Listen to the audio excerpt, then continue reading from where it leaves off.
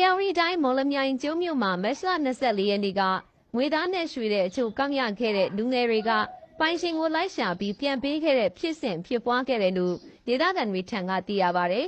။ GSM ဖူဆယ်ကွင်းမှာဘောလုံးကစားနေတဲ့ဝန်နိုင်လင်းစော်နဲ့လူငယ်ရှေ့ဦးဟာငွေသား17သိန်းကျော်နဲ့ရွှေတွေပါဝင်တဲ့အိတ်ကူကောက်ရခဲ့ပြီးပိုင်ရှင်တွေသိအောင်အတန်ချဲ့ဆက်နဲ့လိုက်လံကြေညာခဲ့ပြီးပိုင်ရှင်ကိုပြန်လည်ပေးအပ်ခဲ့ခြင်းဖြစ်ပါတယ်။ရိုးသားတဲ့လုံရဖြစ်လို့မော်ကျုံမြို့သားလူငယ်တွေကိုလေးစားပုံယူစရာပါလို့မျိုးကန်တူက ARD Times ကိုပြောပါရယ်အဆိုပါအိတ်ပိုင်ရှင်တွေဟာနေကနေဈေးဝယ်လာတဲ့အမျိုးသမီးကြီး2ဦးရဲ့အိတ်ဖြစ်ပြီးဈေးဝယ်လာစဉ်ကြပြောက်ခဲ့ခြင်းဖြစ်တယ်လို့သိရပါရယ်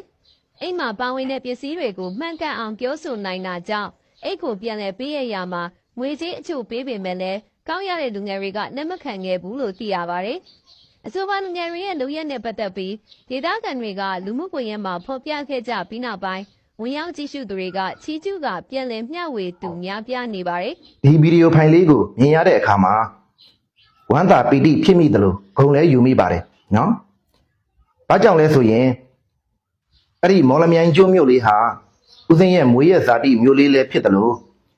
ဦးစင်းပညာသင်ကြားခဲ့တဲ့မြို့လေးလည်းဖြစ်တဲ့အတွက်မိမိရဲ့မြို့လေးမှာဒီလိုပုံကူမျိုးတွေရှိပါလားလို့တွေးမိပြီးဝမ်းသာပီတိဖြစ်ပြီးတော့ဂုဏ်ယူမိခြင်းဖြစ်ပါတယ်ကာယတတ္တိစိတ်တတတ္တိစာရိတ္တတတ္တိရဲ့ဆိုပြီးတတ္တိ၃မျိုးရှိပါတယ်ကာယတတ္တိဆိုတာကတော့တပ်ပုတ်တိုက်ခိုက်တာကိုပြောတာပါအဲ့ဒီလိုတတ္တိမျိုးကတော့လူမပြောနဲ့တိရစ္ဆာန်မှာတောင်ရှိပါတယ်ဒါကဘာမှအထင်ကြီးစရာမဟုတ်ပါဘူးเนาะစာရိတ္တတတ္တိဆိုတာကတော့ကိုကျင်တရားကောင်းတာကိုပြောတာပါစိတ်တတတ္တိဆိုတာကတော့စိတ်ကောင်းစိတ်ညံ့ရှိတာကိုပြောတာပါစာရိတ္တတတ္တိနဲ့စိတ်တတတ္တိဟာလူတိုင်းမှာမရှိနိုင်ပါဘူးเนาะအခုလိုသူတစ်ပါးပစ္စည်းကိုပြန်ပေးတယ်ဆိုတာဟာ